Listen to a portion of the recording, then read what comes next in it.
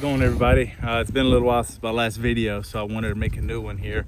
What I've been doing is I've started processing some firewood from all them logs and stuff I was cutting last year.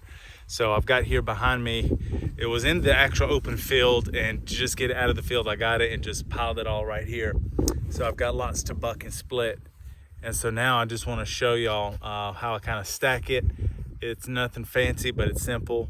And it does a good job. Okay, the method I'm using, you've probably seen it online. It's very simple. It's just some cinder blocks, and there's space. There's two sets, so there's 2, 4, 6, and I went ahead and just went with 8, and then 2x4s. Now, a lot of the videos I found online, they actually stuck the 2x4s in the actual hole of the cinder block, and then it will just lean out like so and support the pile.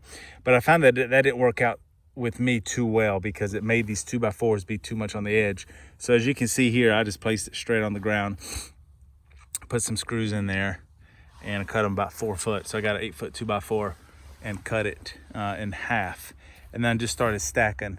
Now, some people even put 2x4s along the bottom, and I honestly wouldn't recommend it, because even the 4x4s, there was one section I had to completely take off and replace, because these are repurposed 4x4s, and it was kind of cracking and sagging pretty bad.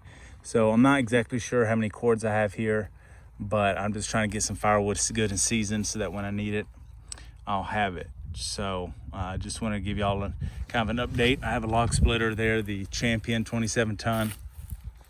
So maybe at some other later point I can do a review when I have it, when I use it a little more.